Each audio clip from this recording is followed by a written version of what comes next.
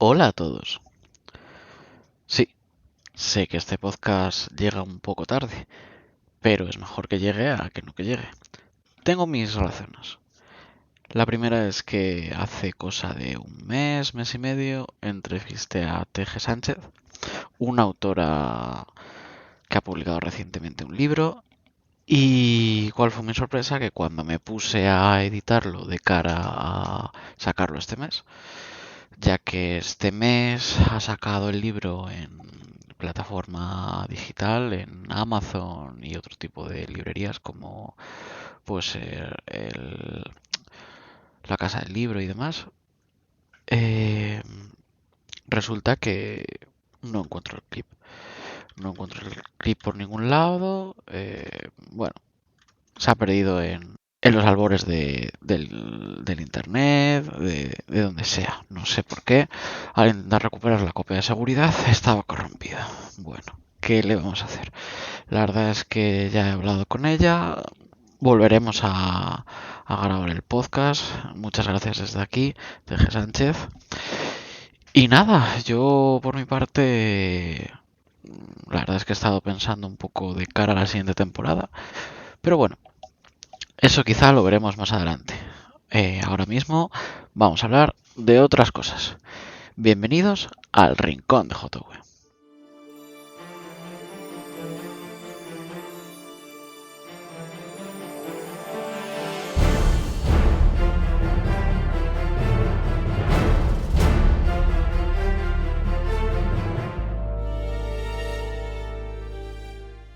Pues en este podcast he decidido hablar un poco de sobre las redes sociales y el cómo nos tomamos nosotros como sociedad el uso de las redes sociales. ¿Afecta o no afecta? Realmente después de haber charlado un par de veces con amigos y algún colega sobre el tema, me pareció un tema bastante interesante para hablar en un podcast.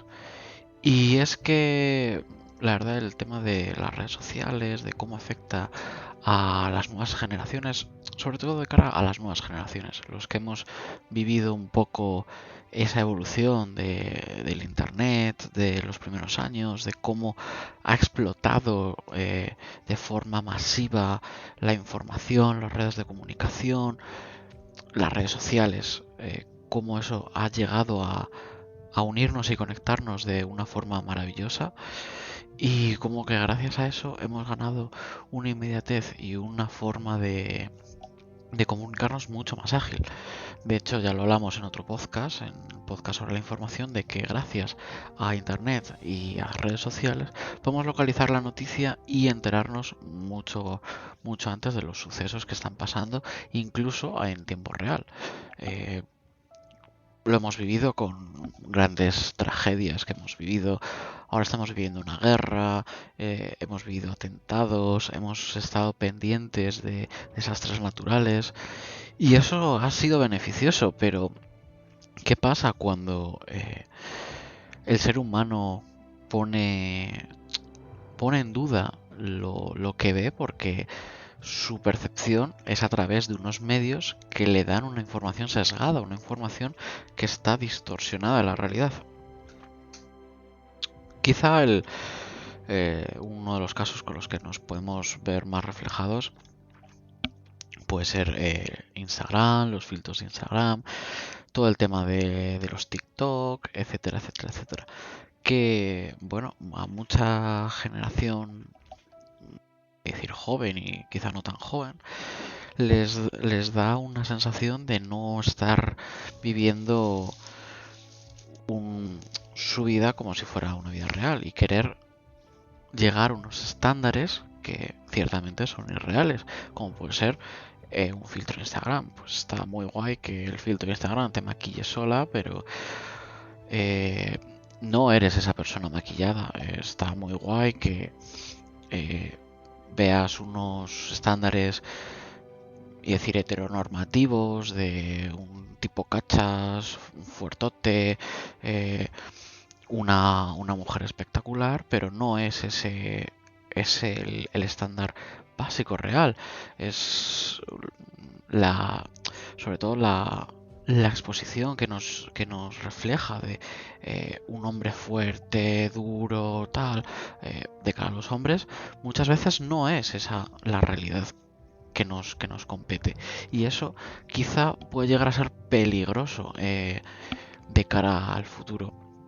Pero yo creo que estaría bien saber un poco de dónde viene este problema o cómo se inicia. Y para eso hay que irnos a los inicios de la comunicación de masas, bueno, como se dice en inglés, de la mass media, de los medios de comunicación masivos.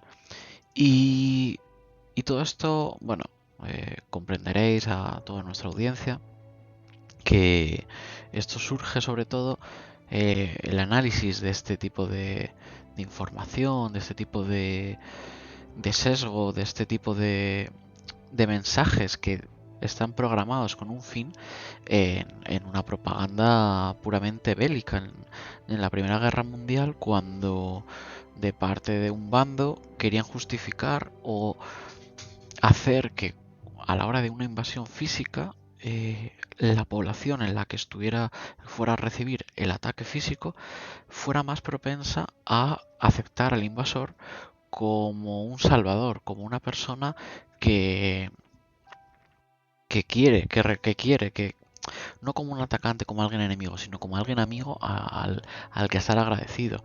Vemos un poco, es decir, malamente, porque es otro contexto, es otra situación diferente, como en los bandos de la actual guerra Ucrania-Rusia que estamos viviendo, ambos han tildado de fascistas, de estar cometiendo, ¿no?, crímenes contra la humanidad, etcétera, etcétera, etcétera. Eso pasa un poco también en, en aquella época, con la particularidad que en aquella época los medios de comunicación eran limitados, desde propaganda tirada en panfletos con aviones a, a comunicaciones de radio que interceptaban las ondas de radios ya establecidas en el país, a otro tipo de medios. El problema que había a principios del siglo XX era sobre todo la falta de comunicación. El que hubiera pocos receptores, más bien pocos emisores de la información, y que estos estuvieran claramente sesgados. Eh, la propaganda oficial de un bando no te va a decir, oye, pues nosotros somos los malos, no, al contrario, van a gloriarse, va a intentar justificar todo lo que hace, y por el lado contrario va a intentar desprestigiar, va a intentar mellar a la población. Eh, Esto ya se estudió en la escuela de Frankfurt, y había dos núcleos fundamentales, que era la escuela de Frankfurt y la escuela de Estados Unidos. Y por no andar dando más datos de los propiamente dichos, es el estudio de la propaganda, de cómo el mensaje podía llegar a calar en la población de forma individual, y a su vez, al recibir la misma información, pudiera ser tomada como parte de un todo colectivo, es una cuestión, a mi juicio, bastante interesante. Pero quizá eso daría pie a desarrollar de forma más elaborada este tema, que tampoco era mi intención desde un principio. Pero bueno, pasados los años, viendo algunos experimentos psicológicos acerca de cómo los mensajes podían llegar a calar en la información y en la forma de ser y actuar, de tal punto que hasta la persona puede llegar a creerse esa información que recibe de forma constante si no tiene otra información para contrastarla. Es el caso de experimentos sociales, experimentos psicológicos hechos en Estados Unidos a mediados del siglo XX, como la quinta ola, sí, creo que era la quinta ola, que hubo una película incluso sobre cómo aislando a ciertos individuos y dándoles una información constante una y otra vez, eran capaces de llegar a creerse ese mensaje y a llegar a asimilarlo como propio, como algo suyo, como unas ideas suyas e ideales. Por eso es muy importante que haya siempre mucha diversidad. eh, ya no solo de cara a de forma biológica. La diversidad siempre ha sido algo bueno, y sobre todo la diversidad de opiniones y la diversidad de puntos de vista es algo que enriquece. Por mucho que a otras personas no opinen lo contrario, la evolución del ser humano siempre se ha debido gracias a la diversidad. Y eso nos hace llevar a un punto no muy lejano, que es, bueno, la llegada de Internet.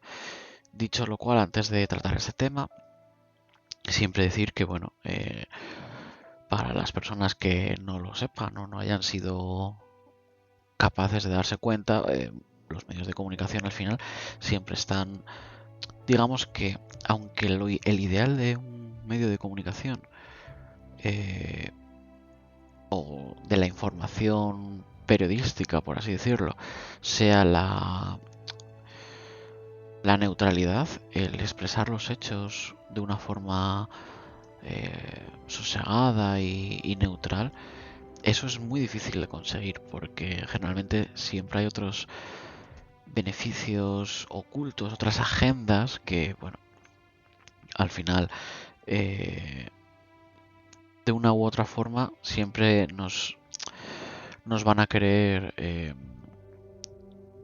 que, bueno, que veamos de un color o de otro, etcétera, etcétera, etcétera. Se puede ver actualmente en cómo ciertos medios de comunicación apoyan a ciertos partidos o sacan más información de otros partidos o no. E incluso también se puede ver si no te gusta la política o no estás muy metido en ello, en otro tipo de, de prensa. Se puede ver en la prensa periodística, en la prensa deportiva, como ciertos diarios están más a favor de un gran equipo de fútbol, como otros apoyan al contrario. Incluso en la prensa de videojuegos, vemos los que siempre dan noticias de una compañía, como desprestigian a otra, y al contrario, los que solo hablan de una compañía, los que no hablan o omiten a otra de las compañías importantes, etcétera, etcétera, etcétera. Pero bueno, eso es llegados al extremo de Internet, de la llegada de Internet, porque Internet supuso que los pequeños monopolios de la información se abriesen, vamos, la cultura que siempre ha sido un poco, ¿cómo decirlo? Siempre ha estado cerrada o decir, contenida en, en distintas élites, se ha magnificado. Ahora cualquier persona puede consultar cualquier tema.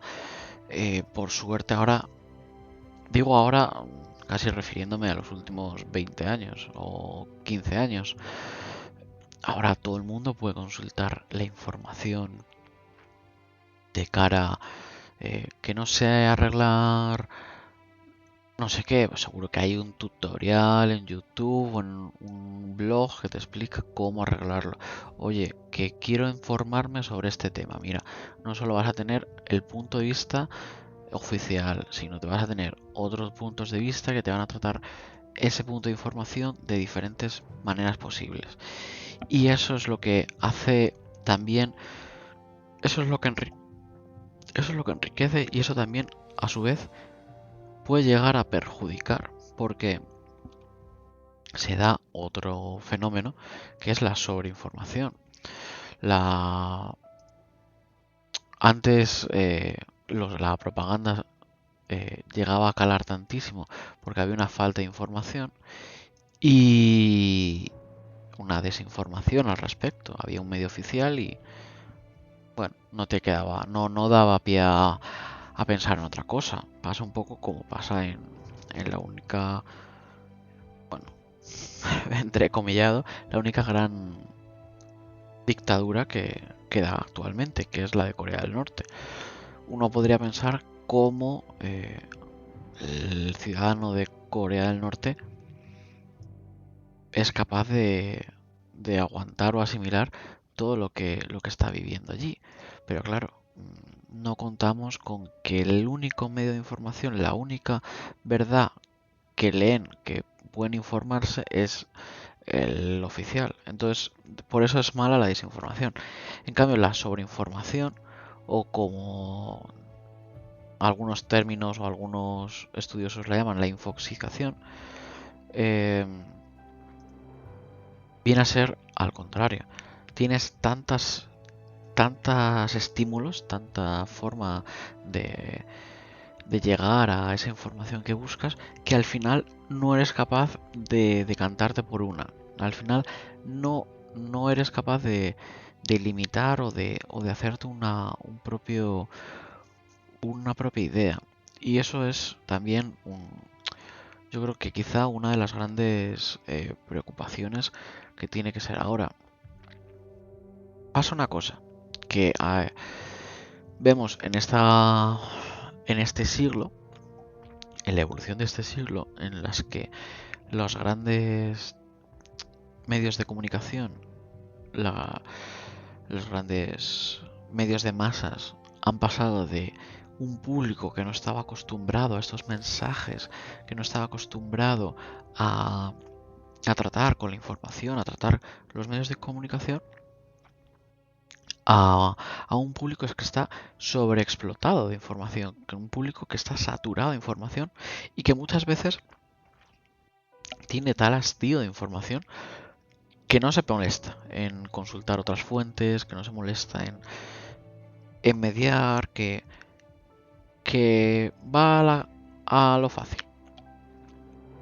Y aquí nos podríamos también meter, que es probablemente también otro tema interesante, a la publicidad, a cómo la publicidad aprovecha todo eso para facilitarte con fines claramente propios, o sea, con unos intereses meramente comerciales, todo eso que buscas. A cuántas personas teniendo una conversación por WhatsApp, teniendo una conversación por teléfono, hemos hablado de, pues me quiero comprar un coche. Y acto seguido, si has dicho a la marca del coche, te empiezan a salir ofertas. Si has dicho, pues eso, que te quieres comprar un coche, te salen más anuncios de automóviles, etcétera, etcétera, etcétera. Pero bueno, por no irnos un poco por las ramas, vamos a centrarlo en la comunicación, en la sobreinformación y en un poco en cuál puede ser la causa. Y es que, llegados a este punto, uno se podría preguntar si esto no es una cuestión más psicológica. Bueno, yo la verdad es que psicología sé poco, no me considero un experto en psicología y quizá alguno de nuestros oyentes que escuche este programa podría dar su opinión acerca del tema. Yo al final, pues bueno, soy experto en comunicación, como muchos sabréis, no solo porque haga podcast, sino porque me dedico a ello y mis estudios son acerca bueno, de la comunicación. Y, y creo que es una cuestión interesante de cómo quizá el público o esta generación que debería haber crecido teniendo los mecanismos aprendidos y asimilados para tratar la información, esta sobreinformación hace que peten, hablando mal y pronto. Que llegue a un punto en el que no sepan cómo abordarla, no sepan cómo tratarla, no sepan digerir toda esa información que viene en exceso. Y claro, la pregunta que nos hacíamos antes es ¿Es esto un problema de esas capacidades innatas para asimilar la información a una persona que, es decir, desde pequeños, desde los niños, le das una tablet y saben usarla casi instintivamente? Eh, También gracias a los programadores informáticos que han sido capaces de adaptar los elementos para que sean casi intuitivos, cómo hacer cerrar un programa, cómo abrir una pestaña, cómo pasar de un menú a otro.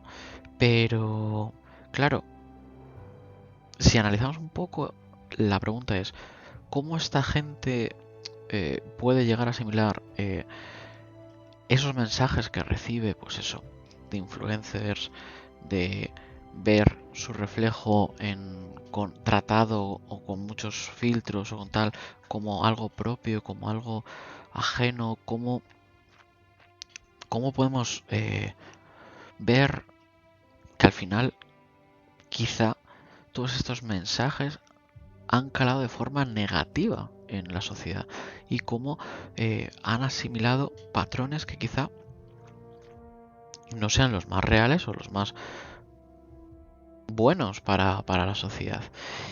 Y eso quizá, no sé si será alguna cuestión de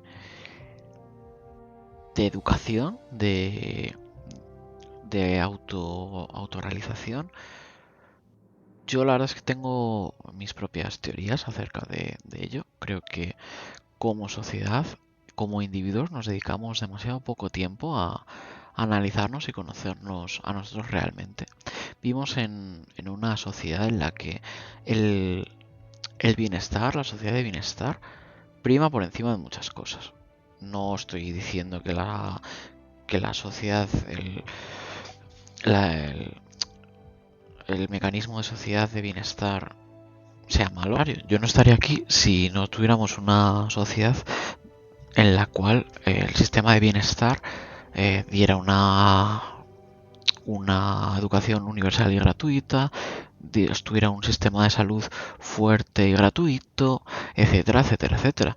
Sino al contrario, eh, nos hemos llegado a, a, ¿cómo decirlo?, a apoyarnos en una cuna de algodón en la cual, pues, lo vamos muchas veces con la gente que se ofende por absolutamente todo. Eh, no sabemos contextualizar ciertas cosas, no sabemos, eh, creo que quizá nos hemos perdido un poco de empatía a la hora de tratar ciertos mensajes, y eso también nos pasa un poco a la hora de tratarnos a nosotros mismos. Es decir, no eres, o probablemente, o sea, por muy bueno que seas en algo, siempre habrá alguien que te supere. Por muy guapo que seas, seguramente hay otra persona que te supere en belleza. Y otro tipo de términos que quizá en esta sociedad tan en palmitas no se haya asimilado bien. Y eso, cuando choca con la realidad, cuando choca con, con la edad adulta en la cual hay problemas, hay decir, guerras, se pasa mal, se pasa hambre. Mi generación ha vivido 3 crisis económicas. Eh, no sé, claro, muchos de nosotros nos comparamos con nuestros padres porque son los modelos que tenemos y vemos que, claro, ni de coña estamos en esos estándares. Y a muchas personas les causa frustración el no llegar, el llegar, pues eso, a los 20 o 30 años y que ni de coña tengamos la vida resuelta. No hay una estabilidad económica, no hay una estabilidad laboral, muchas veces no hay una estabilidad emocional o afectiva. Hablo de cara a una pareja. Y eso puede generar cierta frustración. Y quizá sea un poco la clave para entender por qué esos mensajes idílicos que se dan, pues eso, como decíamos, desde influencers, desde puntos de vista de youtubers, informadores más de andar por casa, por decirlo de alguna forma, no hagan que eso sea la norma, que eso sea lo establecido, cuando ni mucho menos. Estoy haciendo mucho hincapié en los filtros de Instagram y demás porque desde hace unas semanas, desde que tuve las conversaciones con esas personas, salió a raíz de que últimamente había gente que se operaba eh,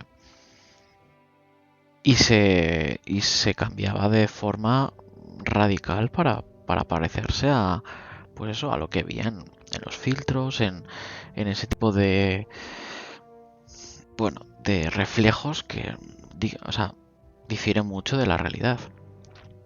De hecho, esto quizá ya es un poco más controvertido, el tema de la moda por los gimnasios, la moda por la vida fitness, hasta qué punto no es una necesidad de, o sea, una especie de tratamiento psicológico.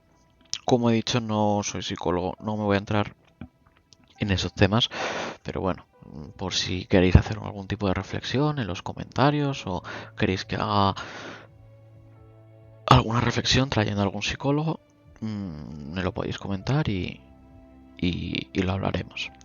Pero bueno, para finalizar este podcast en solitario, debo decir que desde hace algún tiempo la ficción nos ha dado, ¿cómo decirlo?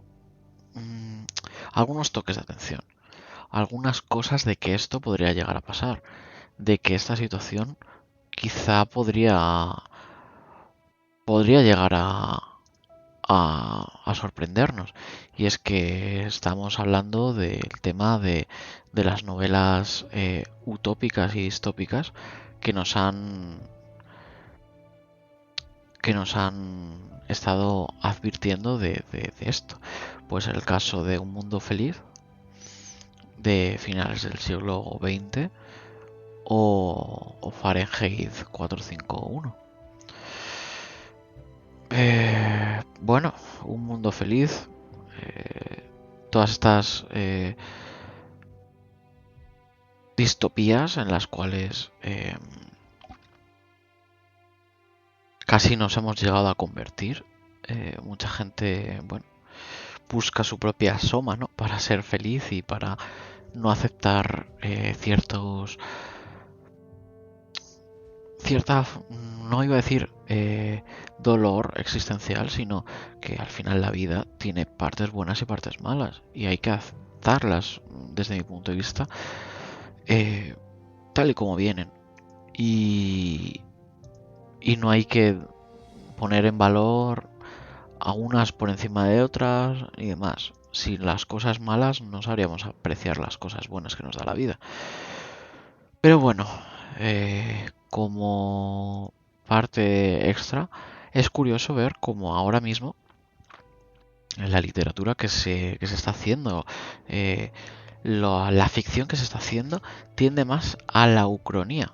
Es decir, a un cambio dentro digamos que de la línea temporal, una historia alternativa que nos advierte o sea, el típico qué pasaría si. Lo vemos, por ejemplo, en The Man in the High Castle. ¿Qué pasaría si los nazis hubieran invadido Estados Unidos y estuviera gobernado eh, por ahí? Hay otro tipo de ucronías más específicas, como el steampunk. Al final es qué hubiera pasado si siguiéramos usando las máquinas de vapor, ¿no? Eh, Cosas muy interesantes que al final nos dejan abierto un camino hacia lo que realmente no sabemos lo que puede pasar, que no puede pasar. La ciencia ficción está ahí.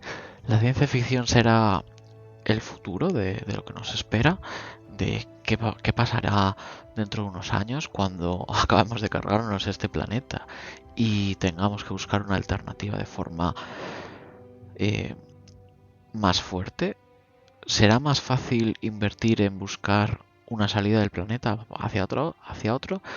¿O será mejor invertir los recursos que tenemos para poder subsanar el problema que hay en la Tierra con toda la capa de ozono, con todo lo que está pasando?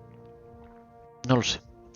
Pero bueno, siempre está la ficción y siempre están estos medios alternativos de entretenimiento para hacernos pensar un poco en qué pasará en el futuro. Espero que este, este podcast os haya gustado y nos vemos el próximo mes. Hasta luego.